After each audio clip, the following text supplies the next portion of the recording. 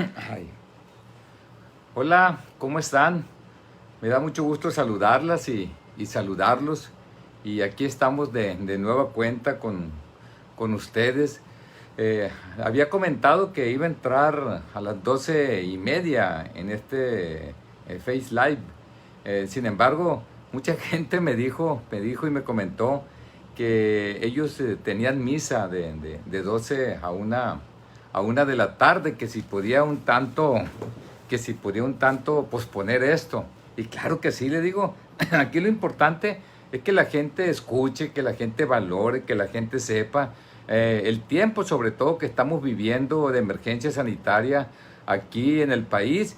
Y yo siempre les he comentado, el que no sabe es como el que no ve, definitivamente. Aunque yo tengo amigos invidentes que ven mucho más que nosotros. Pero lo cierto es que la información juega un papel fundamental. Y por ello nosotros debemos estar en contacto permanente. Siempre les he dicho que muchas veces la diferencia entre la vida y la muerte es tener o no la información. Hace un rato estaba yo pensando un poco, ¿no? Un poco, y la pregunta que me hacía, por qué China controló lo que es este coronavirus y por qué estamos tan descontrolados los países latinoamericanos? ¿Por qué países como Estados Unidos, que es un país desarrollado, que le apuesta también a la ciencia y a la tecnología, por qué ese desastre en todos los sentidos? Y bueno, yo estaba viendo cómo China, que fue donde llegó primero, ustedes saben que a quien sorprende le va más mal. ¿Por qué? Porque no ha pasado el tiempo, no se ha experimentado un tratamiento determinado, no se conoce el agente infeccioso. Esto fue en diciembre y lo que es el genoma del virus, para conocerlo bien a ciencia cierta, puedo comentarle que fue hasta finales del mes de enero. Entonces, China se la vio durísima, donde de repente lo sorprende un nuevo agente infeccioso. Y la verdad que China pues es es el país, la nación más poblada del mundo, con más de 1.400 millones de habitantes. Nosotros tenemos cerca de 130 aquí en México, nada más para que ustedes sepan lo grande que es esa nación, tanto en extensión territorial como su densidad demográfica. Es muy grande definitivamente. Entonces, hoy China tiene 84.951 contagios, con 4.634 muertes. Entonces nosotros, que somos la décima parte, no, poco menos de la décima parte, ellos tienen 84.000, pero nosotros tenemos 556.216 contagios. Ellos tienen 4.634 muertos que han fallecido en ese país, China, y nosotros tenemos 60.254.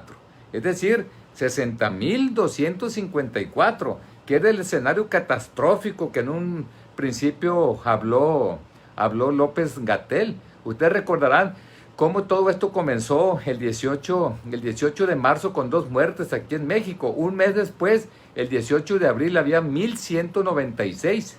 Posteriormente, un mes después, el 18 de mayo, 9.744. Nos vamos al 18 de junio, 25.845. Ustedes recordarán que el máximo que pronosticó López-Gatell eran alrededor de 6.000, ¿no? Después hizo cambios, pero lo último que dijo fue: algo catastrófico que nos puede pasar es que lleguemos a 60.000 aquí en el país.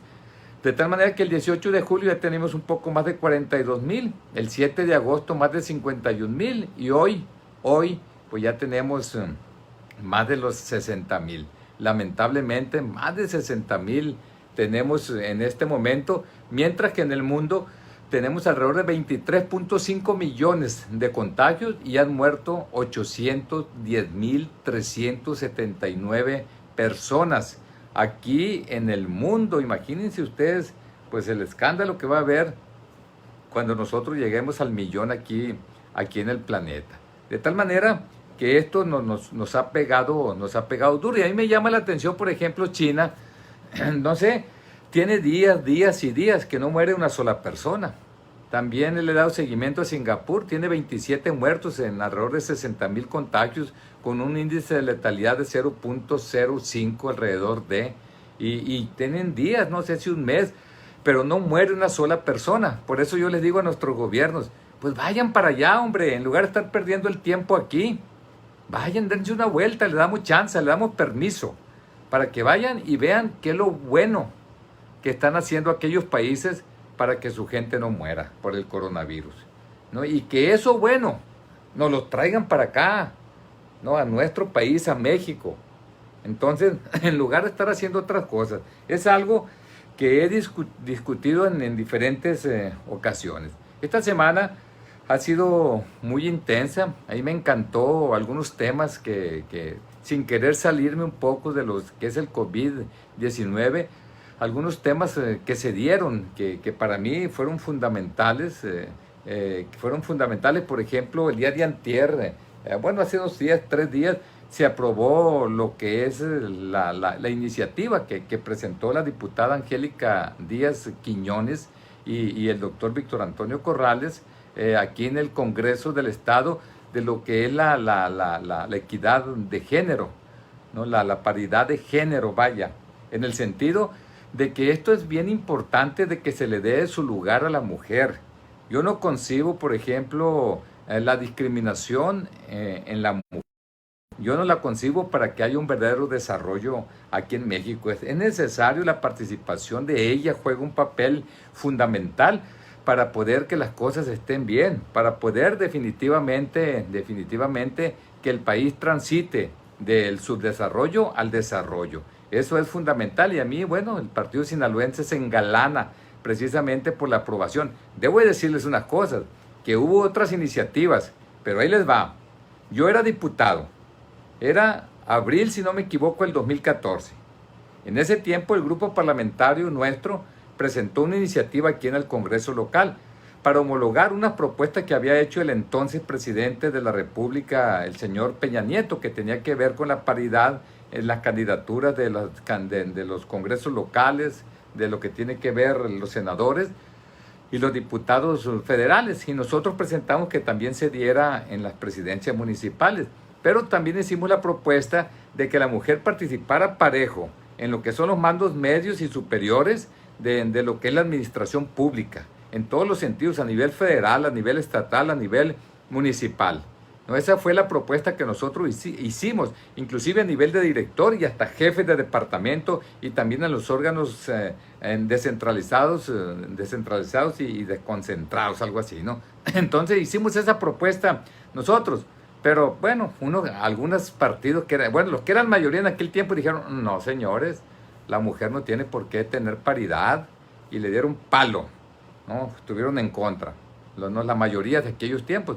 Hoy se hace la propuesta, pero es una armonización que viene del presidente de la República, ¿no? Entonces nosotros pues estamos de manteles largos porque la traemos desde el 2014 y a mí la verdad me da mucho gusto. Y también quiero hablarles algo que también se dio esta semana. Un triunfo de nosotros aquí en el Tribunal Estatal del Estado de Sinaloa.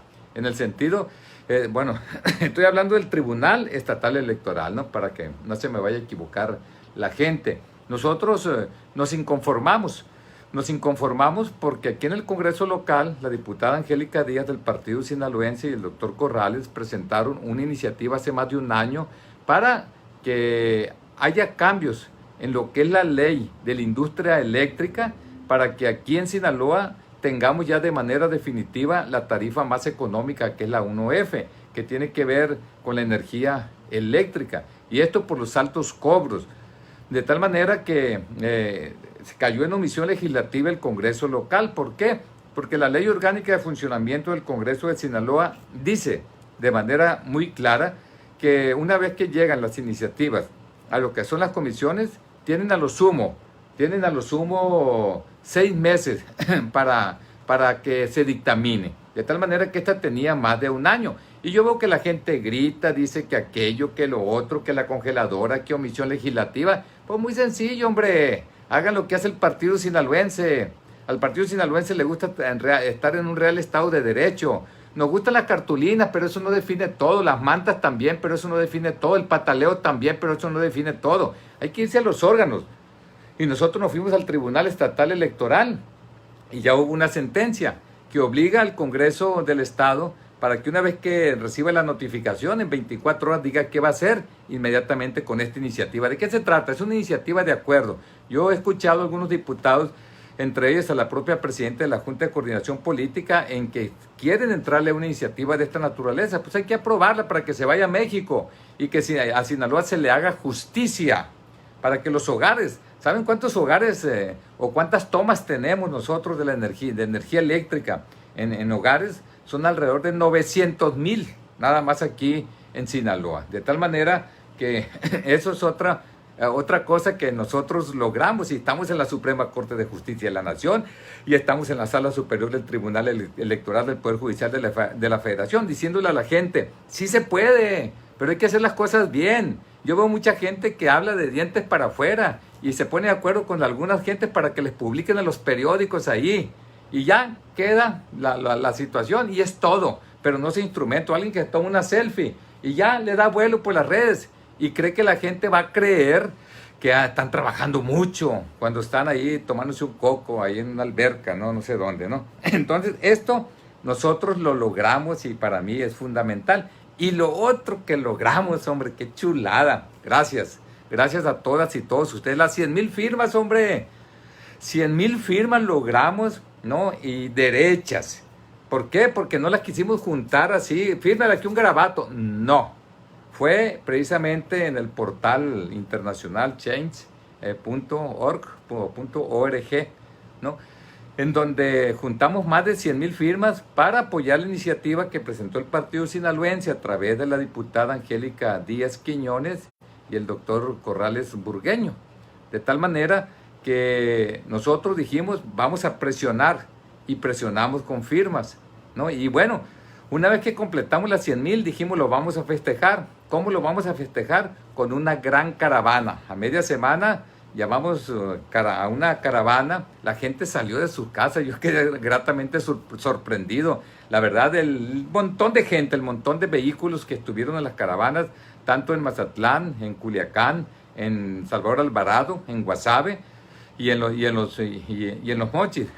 Pero debo decirles a ustedes que participaron todos los municipios de Sinaloa. Por ejemplo, en Ahome bajó Choix y bajó El Fuerte.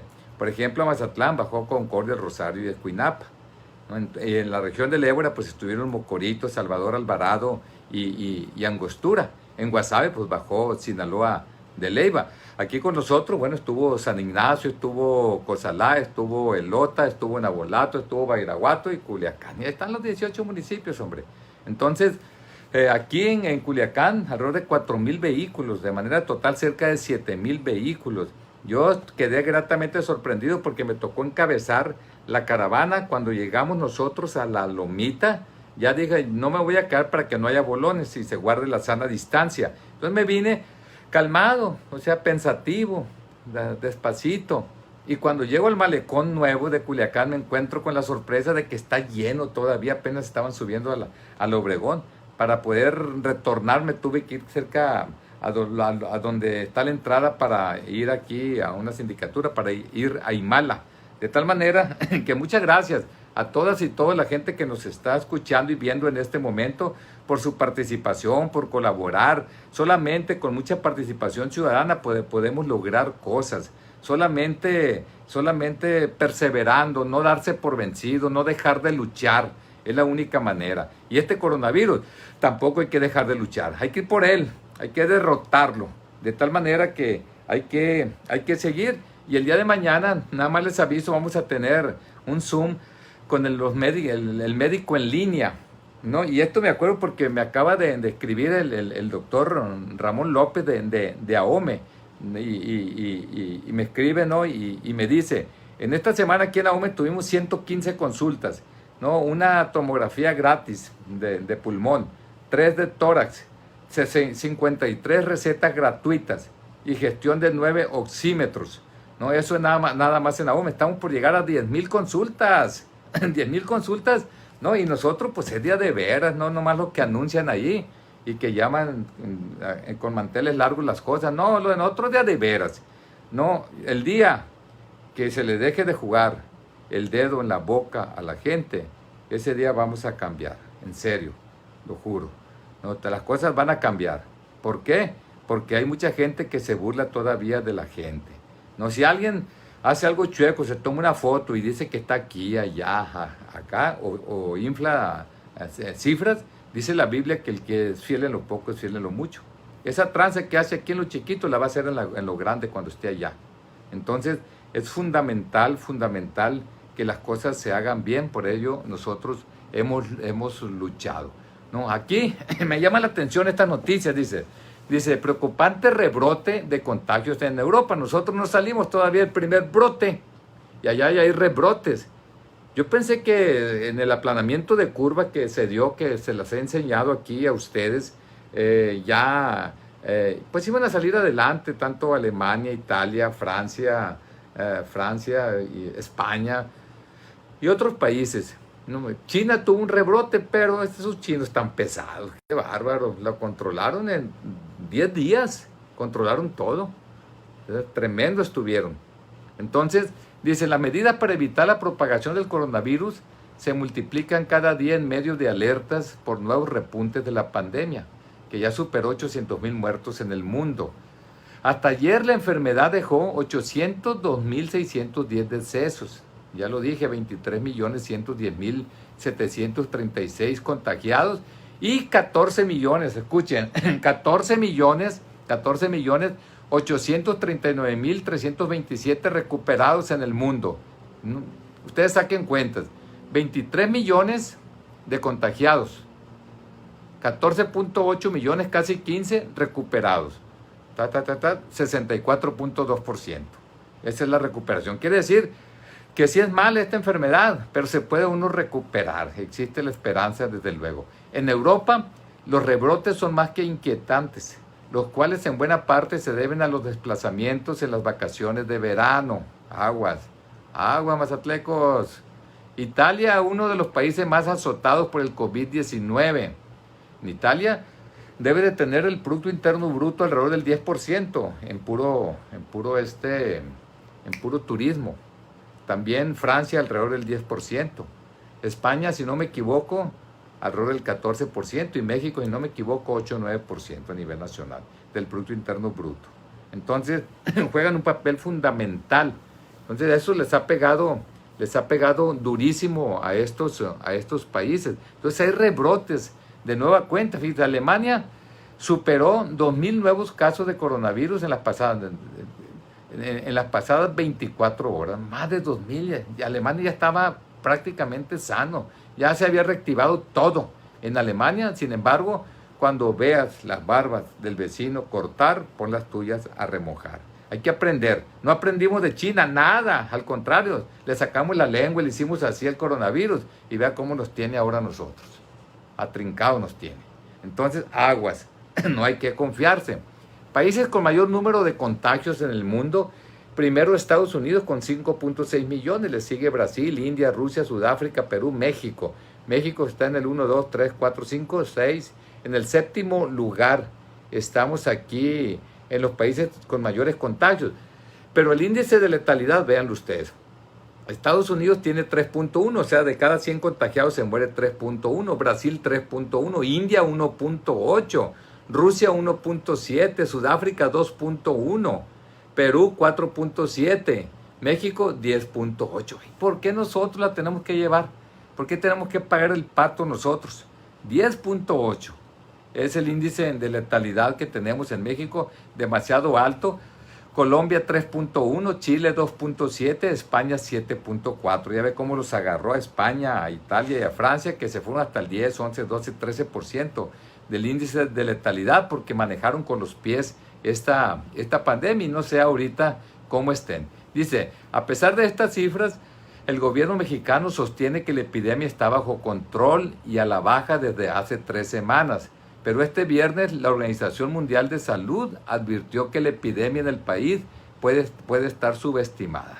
Yo creo que López-Gatell, en lugar de ponerse el cubrebocas en la boca, se lo pone en los ojos. Yo creo, no sé por qué Sospecho porque nada que ver con lo que ellos dicen, con lo que está pasando realmente. Las cosas están difíciles. Dice, lo más probable es que la epidemia en México esté subestimada. Los tests, o sea, las pruebas, son limitados con 3 de cada 100,000 personas por día. Todas las pruebas que estamos haciendo, 100 por cada 100,000 personas en el día. Es una vergüenza esto. Que se puede comparar con más de 150 por cada 100,000 personas en Estados Unidos. Entonces nosotros 3, quiere decir que son 50 veces más hace Estados Unidos pruebas que nosotros. Entonces eso como información, ¿no? Ahora, hay algo que vale la pena comentar. Hace como un mes, les dije lo que decía la Universidad de Washington, ¿no? Los pronósticos que hacía adelante y se han cumplido al pie de la letra. Y hoy dice, la Universidad de Washington actualizó sus proyecciones de la pandemia de COVID-19 y estimó que en México podrían registrarse 130,387 decesos por este virus acumulados al 1 de diciembre. Eso dice.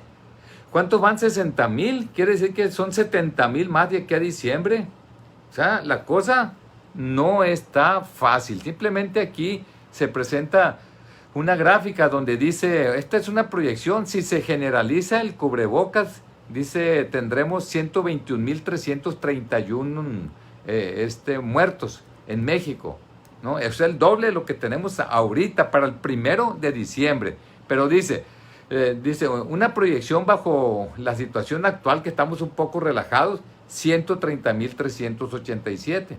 Y dice, una proyección si se relajan medidas, 177,601 muertos aquí en México para el 1 de diciembre. Es el triple casi de lo que hay ahorita. Entonces, esto significa que hay que tomar las medidas pertinentes. Yo estoy viendo aquí relajado 177 con cubrebocas, pues como quiera que sea son 55,000 muertos menos. Entonces, hay que trabajar todo y es una gran responsabilidad.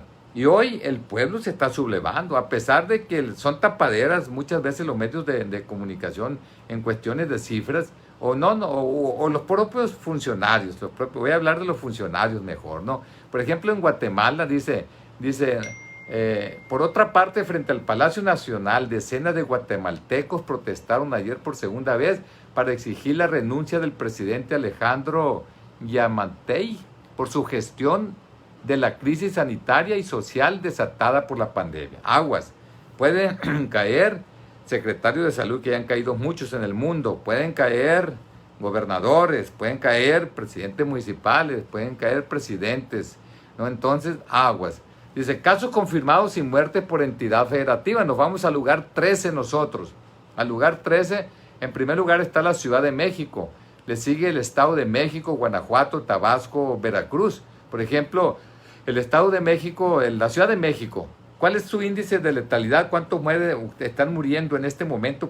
100 contagios, 11.7. Si nos vamos al Estado de México, 12. Guanajuato, 5. Tabasco, 9. Veracruz 12.7, Puebla 12.7, Nuevo León 6.8, Sonora 12.1, Tamaulipas 7.4, Coahuila 5.8, Jalisco 11.8, Baja California 19.1, Sinaloa 17.5. Hace unos días estaba sacando unas cuentas, no sé si las traigo aquí, yo creo que no supe dónde las dejé, pero interesante. Aquí tengo un dato, pues es de hace 3 días, unos cálculos que yo sacaba en su momento y comentaba. En el mundo se han muerto alrededor de 800,000 personas, lo acabo de comentar, con un índice de letalidad de 3.49. Si el mundo tuviera el índice de letalidad en México, que es 10.86, en lugar de los 796,000 que han muerto en el mundo, ya hubieran muerto 2,482,000. Si tuviera el índice de letalidad de Sinaloa, el mundo, en lugar de esos casi 800,000, ya hubieran muerto 3,954,000. Entonces, de ese tamaño es la diferencia que existe. Yo siempre he dicho que es fundamental que tengamos índices de letalidad bajos. Fíjese lo que dice, me llamó la atención algo que dice don Fernando Cepeda, un columnista aquí de un periódico de la localidad. Dice, en Mazatlán pareciera que la pandemia ya no existe, que los riesgos de contagio ya desaparecieron, que no hay enfermos de ese virus y lo peor, con los hechos se muestra que poco o nada importan los muertos que está provocando esta pandemia. Está dura la crítica. No hay un gobierno que exija a las personas el uso del cubrebocas, que impida que en restaurantes y antros no se respete la sana distancia. ¿Creen ilusamente los encargados y dueños de esos lugares que con un simple gel y tapete sanitizante ya están cubiertos? Lo peor es que se observa una falta de gobierno que haga respetar las disposiciones de salud. En el transporte público, los acuerdos son letra muerta. Las aurigas que son esos estaquitas Nissan que traen atrás, así que dos bancas y que se sube, esas son las aurigas para la gente que no es de Mazatlán, cargadas hasta el tope, dice. Las pulmonías igual. Fíjese que qué paradoja, las pulmonías igual. Si te da el coronavirus, te mueres de pulmonía, ¿no? Entonces la pulmonía es igual. En el malecón de Mazatlán, cientos de personas sin cubrebocas. Bien dicho por don Fernando Cepeda. Ahora, cuando nosotros nos vamos a la gente que ha muerto aquí en Sinaloa, en Culiacán han muerto 906 personas, en Ahome 567, en Mazatlán 370, en Guasave 358, Salvador Alvarado 116, Navolato 101 y así, para que tengan una idea de cómo estamos aquí en Sinaloa. Por otro lado, ustedes han escuchado que la vacuna ya está a la vuelta de la esquina. Es fundamental que haya una vacuna. Si no hay una vacuna, la situación está sumamente difícil. Necesitamos inmunizarnos, necesitamos tener defensas. Y la única manera para tener tanto la inmunidad humoral, que son anticuerpos en la sangre, en nuestro plasma sanguíneo, e inmunidad humoral, una serie de células que son los elementos figurados de la sangre, que son los linfocitos T, sobre todo, entre otros cooperadores, son fundamentales para que nos defiendan de ese coronavirus cuando invada nuestro cuerpo. ¿Para qué? Para que no se genere la enfermedad o sea mucho más benigna, ¿no? De tal manera que esto es fundamental y no hay de otro. Te contagias y te enfermas jugando la ruleta rusa, porque aquí en Sinaloa de cada 100 están muriendo 17, o esperamos que llegue la vacuna. Mucha gente, amigos míos, dice, yo no salgo, yo me detengo aquí, yo ya pues estoy esperando que se dé la vacuna y hasta entonces voy a salir. Hay gente que me comenta eso. Pues dice, en la fase preclínica de la vacuna, o sea, la experimentación en animales, hay 170 vacunas, un poco más, dice aquí. Y en la fase 1, que es la experimentación con decenas de personas, seres humanos, hay 15 vacunas. En la fase 2, con centenas de humanos, hay 3 vacunas. Y lo importante es la última fase, la fase 3, que hay 7 vacunas en este momento. Entonces, vale la pena. Rusia comenzará ya la vacuna, ya está inmunizando gente, está inmunizando al ejército, está inmunizando a profesores, está inmunizando a gente que tiene que ver con el área de la salud. Sin embargo, no ha cumplido con todos los requisitos que se pide a nivel mundial. Ellos ya la registraron, pero en Rusia, ¿no?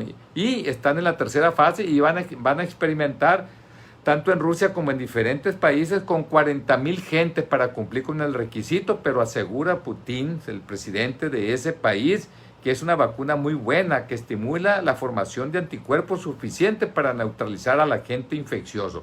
Eso es lo que dicen ellos, ¿no? Alábate, burro. No, bueno, no es así, pero eso dicen, ¿no?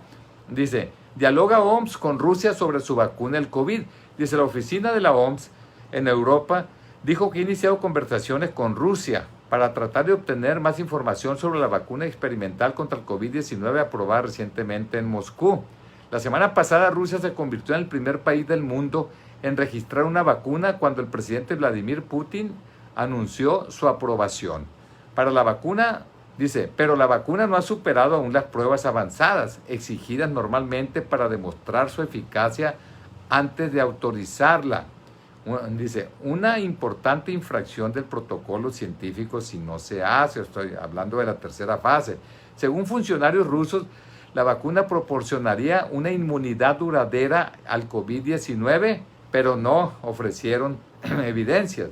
Por otro lado, Johnson, que es otro centro de investigación, es una farmacéutica muy famosa, dice, busca probar su vacuna experimental para el coronavirus en hasta 60,000 voluntarios, hasta 60,000 voluntarios para cumplir con la tercera fase, cuyo comienzo está previsto para septiembre, según la base de datos, ¿no? Entonces, ellos ya están en esto.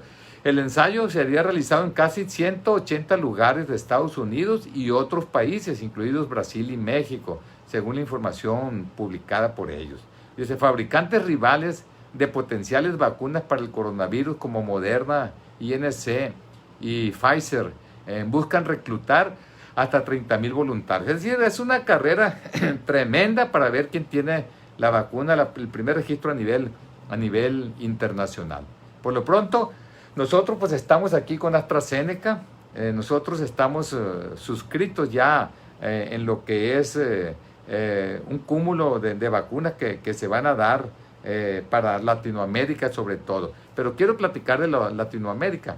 América Latina, que sufre casi una tercera parte del saldo mortal de la pandemia, registró 250,897 decesos y 6.5 millones de contagios.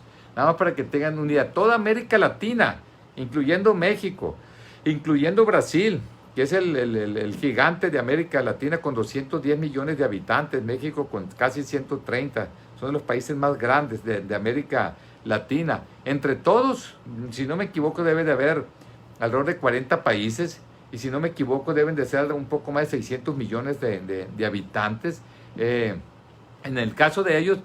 Pero nada, para que tengan una idea, 6.5 millones en toda América Latina. Estados Unidos tiene 5.8 millones. O sea que casi están empatados allí, ¿no? América Latina tiene 254,897 muertos. Estados Unidos tiene 180,000.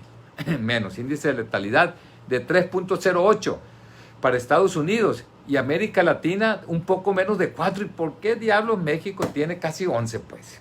¿Y por qué Sinaloa tiene 17, pues? Bueno, no sé, pero ahí está la situación. Dice, en marzo del 2021 la vacuna de AstraZeneca estaría en condiciones de aplicarse en México. Dice, se prevé que a partir de marzo del 2021 esté lista para su aplicación en México la vacuna desarrollada por la Universidad de Oxford y el laboratorio AstraZeneca. No, esto le informó el director general de laboratorios, Leo Montt, que es quien maquila aquí en México, responsable de su producción en América Latina en colaboración con la empresa biotecnológica argentina, la cual enviará a nuestro país la sustancia activa del biológico a partir de diciembre próximo. Es decir, la patente la tiene Universidad de Oxford a AstraZeneca. Ya le dio la posibilidad a Argentina para que produzca el biológico. Lógicamente que a condición de que haya éxito en la tercera fase, que sea cierto que produce inmunidad. Pero como allá no tienen para envasarla, México la va a envasar. Esa va a ser la función de nosotros. Dice, en tanto el canciller Marcelo Ebrard, que está muy metido este señor en todo, allá en México, y está muy metido en esto de las vacunas, informó que se está a la espera de recibir más de 2,000 dosis para iniciar en México la aplicación de la fase 3 de ensayo clínico para la vacuna rusa Sputnik. Es decir, vamos a ayudar a Rusia, van a experimentar en nosotros, ¿no? Y destacó que hasta la fecha el país participa en 6 ensayos clínicos, 2 con China, 2 con Estados Unidos, 1 en alianza con Francia, Inglaterra y con Rusia para la obtención de la inmunización contra COVID-19. Es decir, no está de brazos cruzados el país. Y luego, este artículo me interesó porque está una señora Sarah Gilbert, que es el cerebro de AstraZeneca, y allá, que junto con la Universidad de Oxford han estado trabajando, ¿no? Yo creo que esto les puede interesar, no se me vayan, miren, no se me vayan, y al final vamos a comentar algo que vale la pena.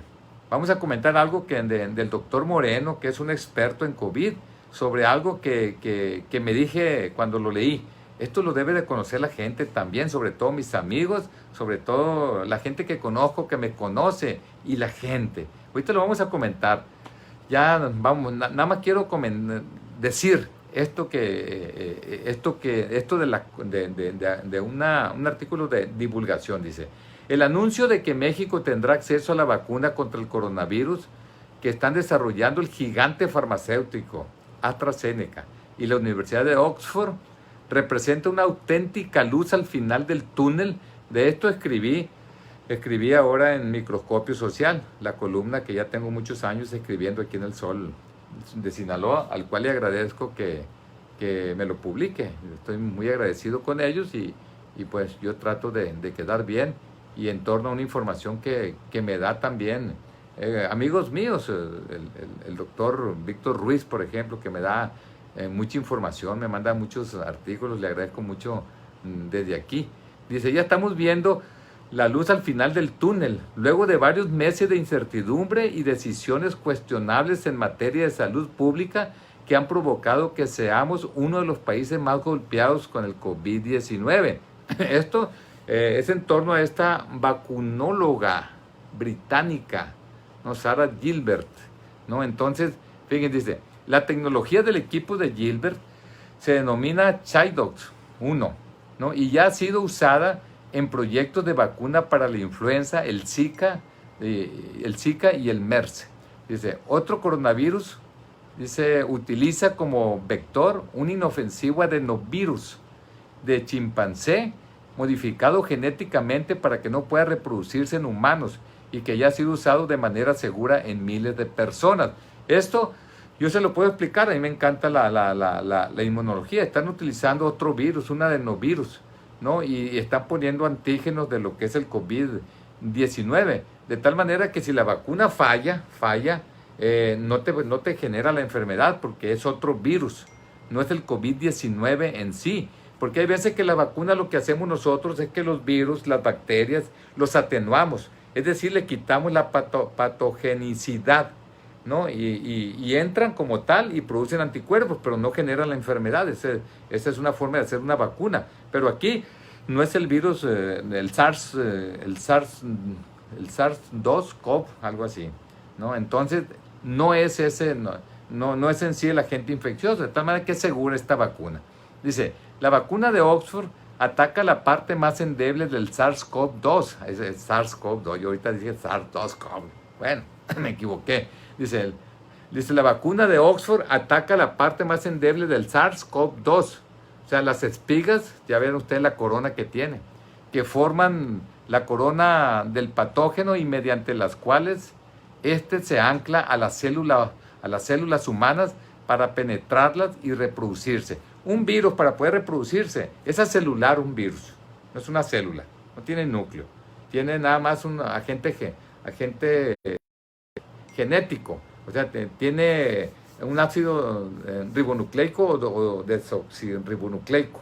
Entonces, para poder reproducirse, tiene que invadir una célula. Entonces, se mete y como el sapo comienza a hincharse y dice, esto es mío.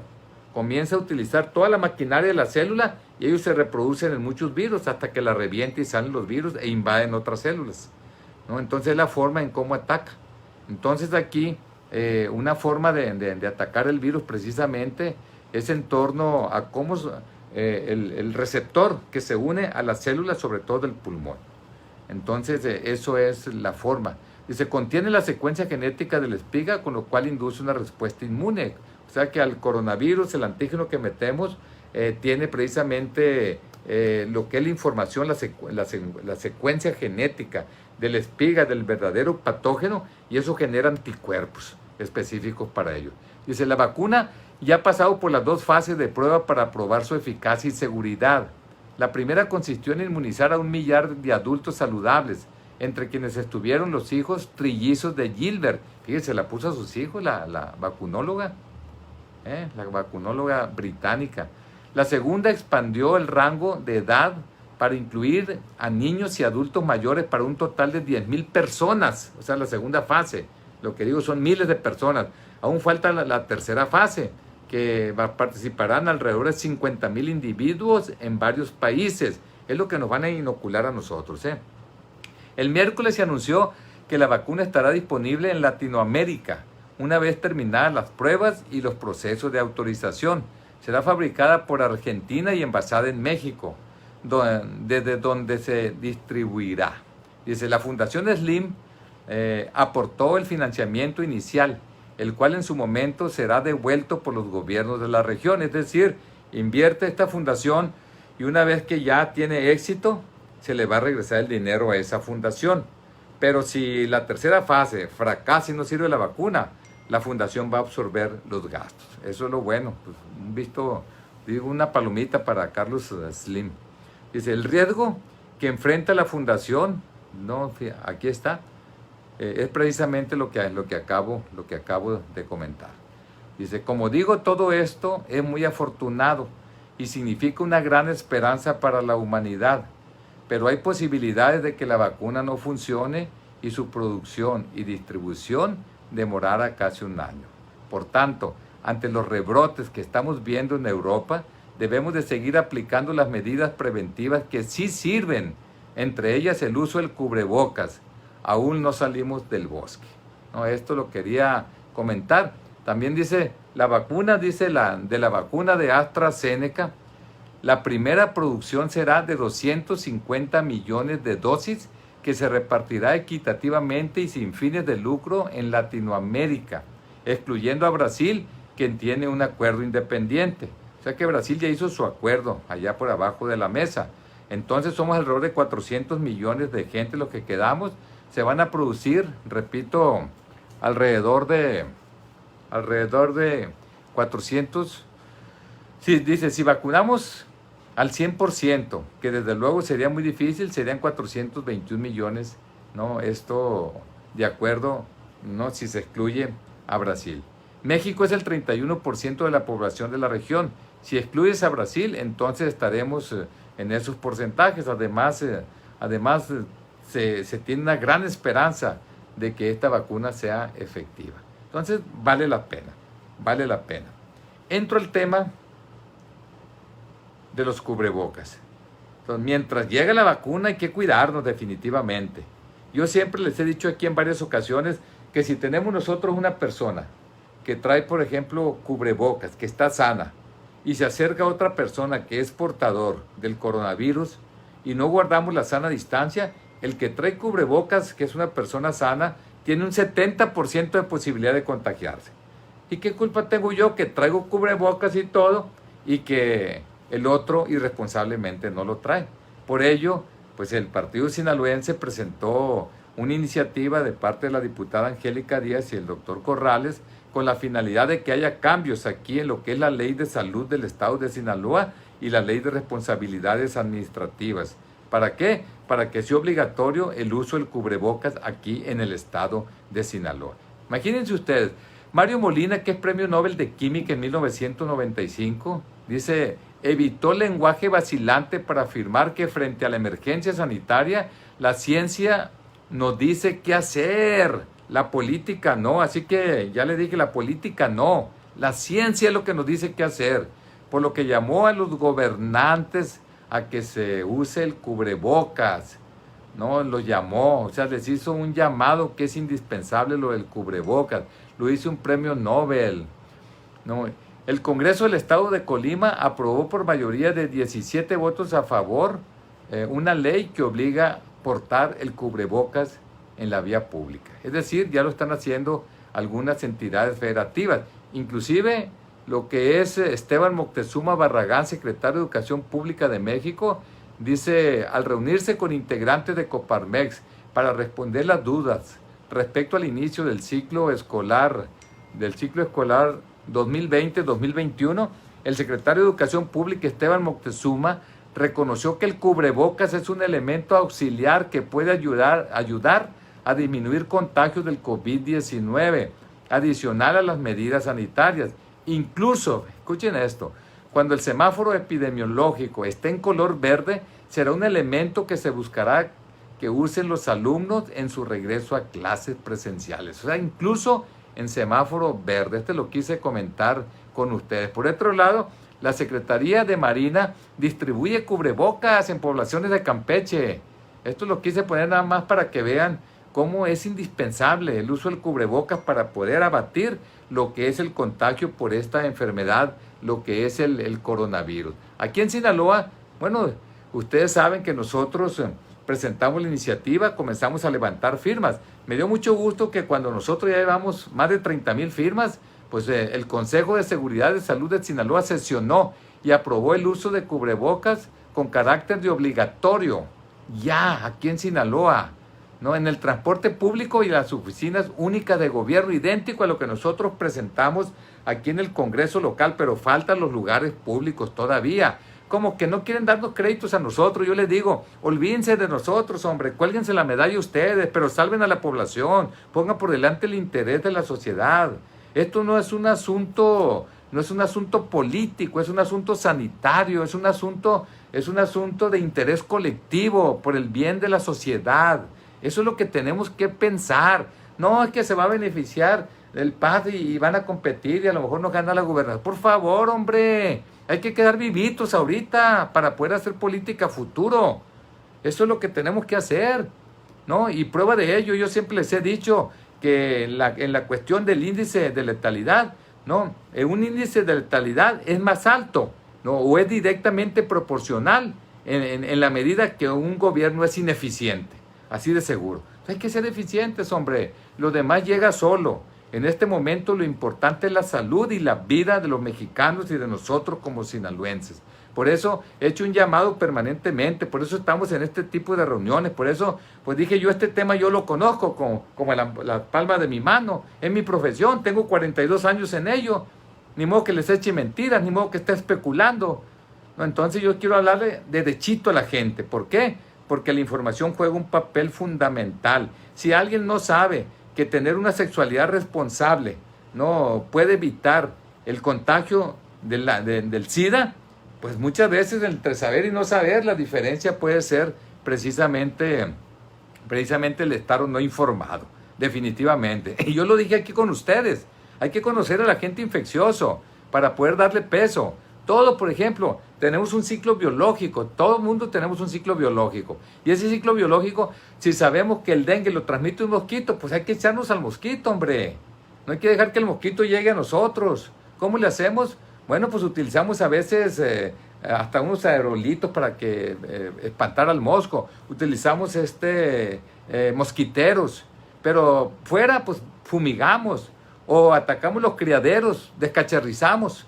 Esa es la verdadera prevención. Si nosotros queremos que no nos contagie el coronavirus y sabemos que es por las gotículas de saliva, pues la saliva hay que detenerla, que no salga. ¿Cómo no sale? Pues tápense la boca, hombre. ¿Cómo? Con el cubrebocas. Así de sencillo.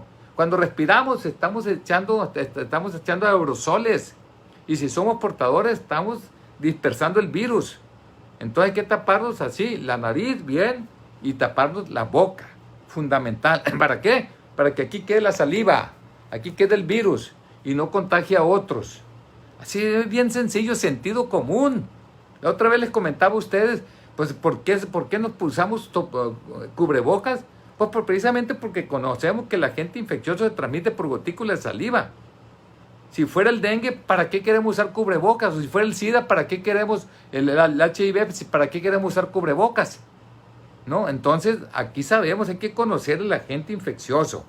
Y la gente lo debe conocer para que por sentido común se cuide. Por sentido común. Entonces, es parte de... Y aquí, pues a mí me da gusto que el gobierno ya haya, aunque sea parcialmente, o sea, le interesamos parcialmente nosotros al gobierno. Así de sencillo, ¿no? Entonces, eso es fundamental. Fundamental para que esto se dice. Es una decisión que conjuntamente le pedimos a la sociedad que se una a esta petición, a esta recomendación, porque será un mecanismo de contención importante para que precisamente eso que señalan de estar teniendo 100 nuevos casos diarios no es así.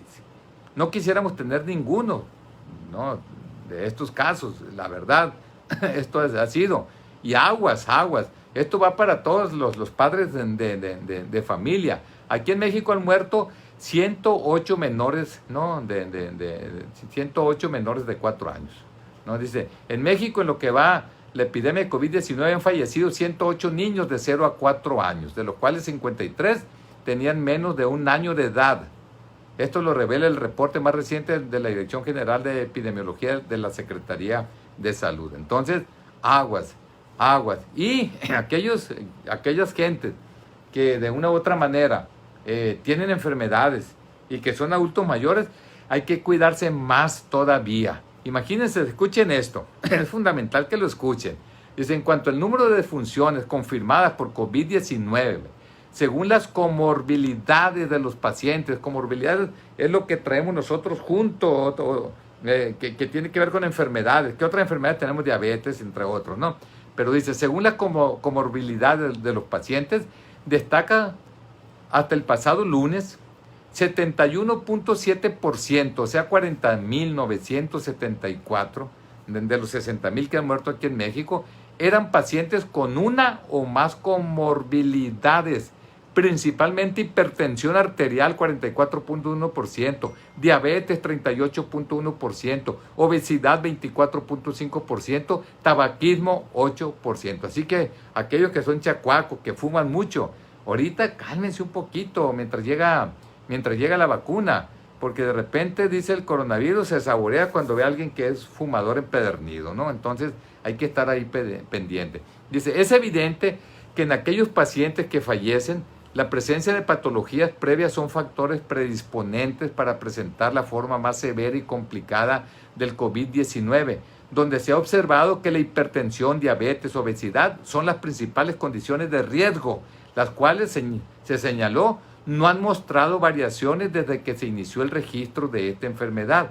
Sin embargo, los decesos también incluyen a pacientes que no presentaban comorbilidades previas. Las cifras de la dependencia revelan que 28.3% de las muertes acumuladas, o sea 16.049, corresponden a personas sin comorbilidad. Es decir, de los 60.000 pacientes, la mayor parte de ellas, 40.974, tenían o diabetes, hipertensión, entre otras cosas. Pero no se descuiden, aunque no tengan estas enfermedades, porque han muerto 19.049 hasta el día de hoy. De acuerdo con la sintomatología previa, en la mayoría de los decesos, los pacientes presentaron tos y fiebre, 83%, dolor de cabeza, 70%, dolores musculares o mialgias, ¿no? 60%, y ataque al estado general, 65%. Así que pónganse abusados. Y ahí les va esta noticia.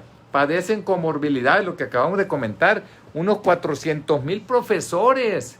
Más de 400.000 trabajadores de educación presentan algunas enfermedades como hipertensión, diabetes, obesidad, cáncer, problemas de riñón o tienen más de 60 años, con comorbilidades, ¿no? Que esto aumenta el riesgo de la muerte por COVID-19. Hay que cuidarse, maestro, porque ya van a iniciar el día de mañana. Este cálculo se hizo a partir de datos del INEGI, ¿no? Así que hay que cuidarse. Y hablando de las enfermedades, ya para terminar, en torno a la responsabilidad que tienen los gobiernos, a mí me tocó. Yo estuve en tribuna cuando fui diputado local. Yo no estuve de acuerdo en el aumento a lo que es el impuesto especial sobre producción y servicios, a la comida chatarra.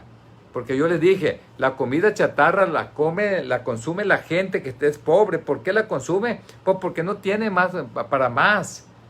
No tiene para más. Entonces, en 2014 yo estuve en tribuna comentando que esa no era la solución de las comorbilidades. Y bueno, después del 2014 han pasado 6 años y vean ustedes cómo estamos campeones mundiales en obesidad, sobrepeso, hipertensión arterial, diabetes, problemas de cardiopatía, de insuficiencia renal crónica, entre otros, ¿no? Entonces, esto se da. Dice, el Congreso en el 2014, aprobó, ¿no?, un impuesto a bebidas azucaradas y comida chatarra para destinarlo a programas de prevención de enfermedades como obesidad y diabetes. Sin embargo, a ese propósito va un 20% de lo recaudado nada más. En aquel tiempo, cuando se aprobó, todo iba para la prevención de esas enfermedades crónico-degenerativas, para eso iba. Pero no cumple el gobierno y hasta la fecha nada más el 20% de ese dinero. Dice, el resto va a gasto general sin etiqueta, o sea, se lo pueden gastar en lo que se les pegue la gana. Durante el último semestre, el gobierno otorgó a programas de prevención solo $1 de cada 5 que obtuvo a través de dicho impuesto. Pero escuchen esto, datos de Hacienda muestran que de enero a junio del 2020, el gobierno recaudó 23.410 millones de pesos en el IEPS, ¿no? Dice, a alimentos y bebidas con alta densidad calórica. Sin embargo, para el programa de prevención y control del sobrepeso, obesidad, diabetes, la Secretaría de Salud erogó solo 221 millones de pesos, el 0.9% nada más. O sea, nada. O sea, les importa un comino. Aprueban impuestos para mejorar ¿no? La calidad de vida de los indígenas, y haz de cuenta que no llega nada a los indígenas. Así estamos. Entonces, todo esto pues es conveniente comentarlos con ustedes. Entonces, eso es fundamental. Y termino con esta entrevista que le hicieron al doctor Francisco Moreno, que es un experto, es jefe de epidemiología del Hospital ABC, ¿no? El tema COVID-19. Y es muy interesante. A lo mejor algunos de ustedes ya lo conocen, pero vean así como si fueran flachazos, ¿no? Lo que dice él: más de la mitad de la gente que se ha infectado se ha recuperado. Ya lo dijimos hace un rato, alrededor del 64%. Eso no es, bueno, es una esperanza para nosotros. No hay evidencia de que la enfermedad vuelva a repetir en la misma persona. Ha habido reportes, pero no ha habido seriedad, se especula. Yo tengo amigos que dicen: me volvió a dar el COVID. Lo que pasa es que la primera vez seguramente le dio diarrea, a lo mejor le dolió la garganta, el dolor de cabeza, y a lo mejor no fue COVID, era otra enfermedad. Se confunden incluso con la influenza. Por eso ahorita, a toda la gente que me está escuchando, hay que vacunarse contra la influenza, todos, tiros y troyanos, ¿no? Después de los 4 años, todo mundo a vacunarse. Antes decíamos que los puros adultos mayores, pero porque son pichicatos los gobiernos. Ahorita no podemos darnos el lujo de que nos dé la influenza y nos dé aparte el coronavirus. Hay que vacunarse en cuanto salga la vacuna, que ese es un virus estacional. En el caso del coronavirus ya nos dimos cuenta que no es estacional, que es todo el año. Es como el calor aquí en Sinaloa. Todo el año nos puede dar, ¿no? Entonces, es importante, dice. Entonces, no hay evidencia de que la enfermedad se puede repetir. Quiere decir que puede haber inmunidad, de que la inmunidad es fuerte, la que genera, ¿no? El día de ayer me comentaban algunos amigos míos que querían probar con algunos pacientes graves con lo que es el plasma de pacientes convalecientes de COVID-19, o sea, meterle el anticuerpo directo. Esa inmunidad le llamamos pasiva. Cuando le metes el anticuerpo directamente al paciente, es inmunidad pasiva, que no dura, nada más va y hace su función y se elimina. Y cuando el cuerpo genera la enfermedad, es una enfermedad activa, que es duradera. No, ya le estoy dando clases de inmunología. Bueno, dice, no hay evidencia de que, bueno, de acuerdo al manejo de los casos registrados en México, al no hacerse pruebas a todos, se calcula que el número real es 3 veces el número de infectados y fallecidos. O sea, multiplicar por 3, nos dice el doctor Moreno, repito, jefe de epidemiología del Hospital ABC de México. Dice: desde la nueva normalidad, 2 de junio a la fecha, se ha aumentado 5 veces el número de casos en México. O sea, no va nada para abajo. Es mentira que la curva va para nada. Todo eso es mentira. No vayan a creer. Lo único que genera es confianza. Y en esa confianza, pues la gente va y se contagia y mucha gente muere. El 80% de los casos son benignos. Solo el 20% son casos severos, lo dice él. Enfermedad totalmente respiratoria. La única forma de evitar el contagio es tapando nariz, boca y protegiendo ojos. Bueno, entonces es fundamental lo de la nariz, la boca, y ya saben ustedes que por los ojos, por la mucosa puede entrar también el virus. Importante tener un oxímetro. Medir la oxigenación siempre debe ser cuando menos 90, ¿no? Yo digo arriba de 95. El oxímetro es ¿no? Se lo ponen y deben de tener pues arriba de preferencia arriba de 95, ¿no? Y también les da el ritmo cardíaco. Esto cuesta 600 pesos el oxímetro, ¿no? Entonces es fundamental que 98 tengo yo, miren, para que vean que estoy sano. Así que ni se hagan la ilusión. 98, andamos como campeones, ¿no? Entonces, fundamental tener el oxímetro, es una herramienta muy importante porque se ha descubierto que va disminuyendo poco a poco la saturación de oxígeno. Pero en otras enfermedades te das cuenta pronto, pero en el COVID-19 como que va disminuyendo y el cuerpo se acostumbra y no te das cuenta hasta que ya andas en 80. Y muchas veces directo al hospital para que te encamen y a lo mejor te tengan que conectar, ¿no? a un respirador artificial. Entonces, importante. Está demostrado científicamente que usar mascarilla es la única manera de protegernos. Si todo el mundo usara mascarillas por 6 semanas, se terminaría el COVID. Imagínense lo que dice este amigo, para que vean que tenemos razón con el cubrebocas. Estamos luchando por la gente nosotros. Dice, 2 fases, una viral y una segunda inflamatoria. Si no tienes olfato o gusto, difícilmente te darán neumonía, dice. Si no tienes olfato o gusto. Lo que pasa es que hay médicos que dicen que muchas veces la inflamación queda a este nivel. Pierdes el olfato, el gusto y ahí queda la inflamación y no se te va al pulmón. Y eso es una ventaja. Entonces, pues, nos puede dar, ¿no? Dice aquí, el 80% de los pacientes con casos severos tienen obesidad. Es más común que el hombre tenga mayor afectación que la mujer. Yo la otra vez escuché que de cada 4 pacientes, no me acuerdo si uno es mujer y los 3 hombres, a ese nivel. Está demostrado que el nivel de mortandad en los casos severos sí tiene que ver con el manejo de los especialistas y saber manipular el respirador. El problema es que llegan los respiradores, pero no hay médicos que los sepan instalar, pues ese es el problema. Producen lesiones fuertes y a veces perforan. Entonces, esto pues no es tan fácil. Yo no quiero decir nada, pero no me gusta muchas veces lo que pasa. Miren, hace algunos días, aquí, no me acuerdo si fue en el ayuntamiento de Culiacán o en otro ayuntamiento, dijeron que a adultos mayores con comorbilidad los dejaron ir a sus casas para que no trabajaran durante todo este tiempo, para que se protegieran del coronavirus, pero que los dieron de vacaciones en Mazatlán, ¿no? Lo mismo pasa a veces con los médicos.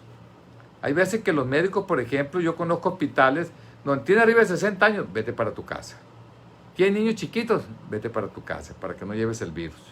Tienes diabetes, hipertensión arterial, algún problema de cáncer, vete para tu casa.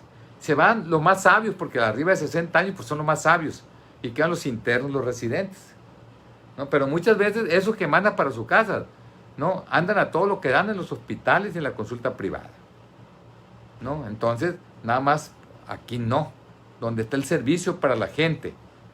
Entonces, si ustedes se fijan, la mayor parte de la gente que muere es clase media baja. La gente pobre le está pegando mucho más el coronavirus, pero lejos. Hay que decirlo así de manera muy, muy clara. La única prueba que detecta el virus, ¿no? Es la que se hace en la nariz, ¿no? Dice aquí, se hace a partir del 5.º día. Fíjate, yo tenía algunas dudas aquí después del contagio, que pudiera dar falsos negativos estando infectado, ¿no? Habría que verlo. Las pruebas rápidas de anticuerpos, dice, no son útiles. Sin embargo, son útiles para saber si tú tuviste ya la enfermedad, porque hay un porcentaje muy alto que son asintomáticos, que no se dan cuenta que tuvieron la enfermedad. Dice, la inmunidad de rebaño, cuando la población alcanza el 70% de contagios, se espera por el mal manejo de la epidemia en México. Dice, alcanzará la inmunidad de rebaño a mediados de septiembre del 2020, dice. No lo entiendo aquí. La verdad que la inmunidad de rebaño, lo que yo sé, es cuando el 60-70% de la gente que está circulando es inmune al coronavirus. Y eso rompe las cadenas de contagio, ¿no? Y por eso baja mucho el contagio. Y esto se puede obtener pues contagiándose todo el mundo con la enfermedad o vacunando a todo el mundo con la enfermedad. ¿Cuánto? Unos hablan del 70, otros del 70 y otros hasta del 80%. Al parecer la inmunidad que da el COVID es probable que dure por años. Los coronavirus no mutan como el de la influenza. O sea, buena esperanza para nosotros. Dice, vulnerabilidad, obesidad, hipertensión, diabetes, la tercera edad y en caso de enfermedades crónicas. O sea, somos más vulnerables. Vacunas, 4 vacunas están en tercera fase. Moderna, de Estados Unidos, AstraZeneca, Oxford, CanSino, China, Sinovac, China. Esos son los... Prevención, reforzamiento del sistema inmune con vitamina C, zinc y ácido fólico. Así que tomen esas gotitas, ¿no? Que son nanotecnología. Hay que tomar vitamina C y zinc.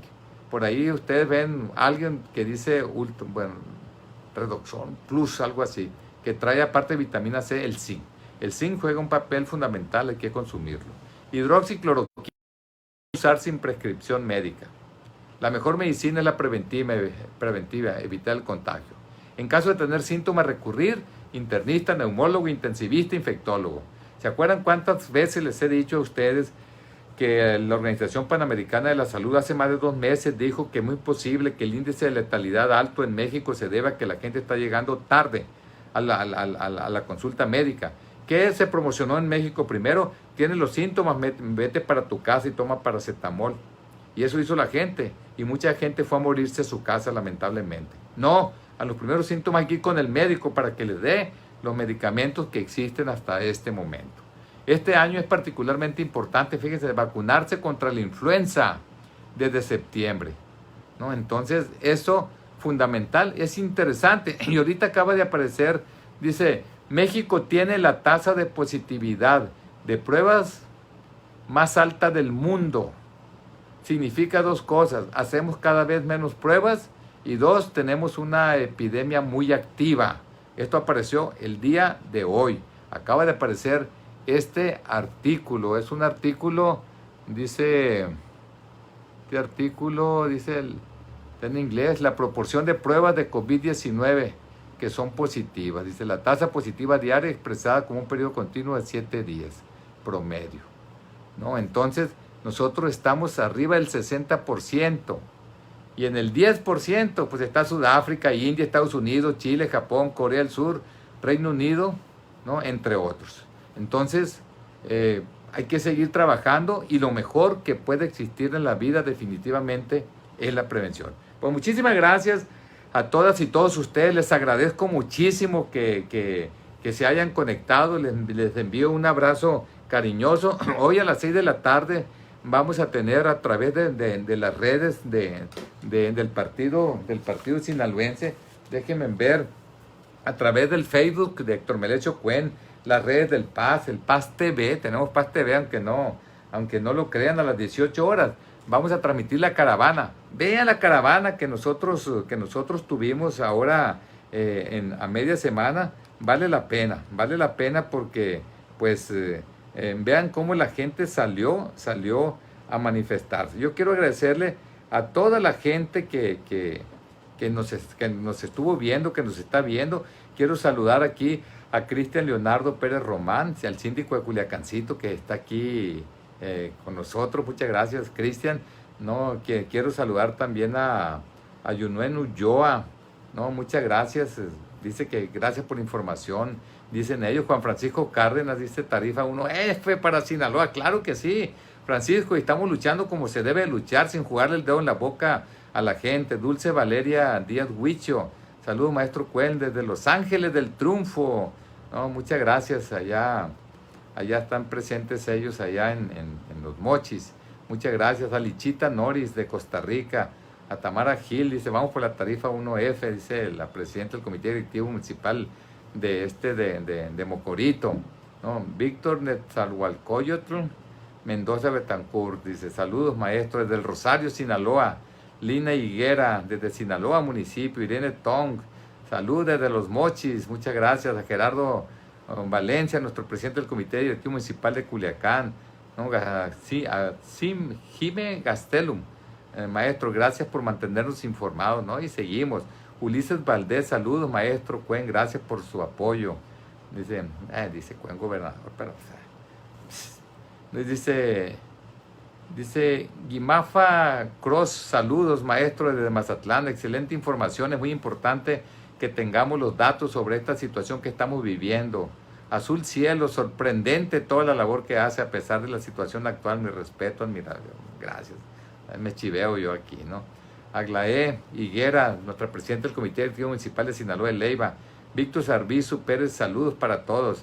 Edson Astorga, buenas tardes, saludos. Araceli Valenzuela, no, muchas gracias, bonito domingo. Pues gracias, muchas gracias, seguimos trabajando y la verdad que yo estoy contento porque seguimos adelante, pero estoy triste por cosas que nos han pasado. Esta semana nos dejó un gran amigo, don Rafa Morales, don Rafael Morales, una persona que es fundador del partido sinaloense, que yo me lo encontraba en campaña tras campaña en las carreteras, junto con nuestro payasito Bochito, ¿no? Y lamentablemente dejó de existir esta semana Rafa Morales. Nuestro más sentido pésame a toda su familia, y ya son varios pasistas que nos han dejado como consecuencia de esta pandemia. Por eso nuestro compromiso es seguir luchando. Muchísimas gracias a todas y todos.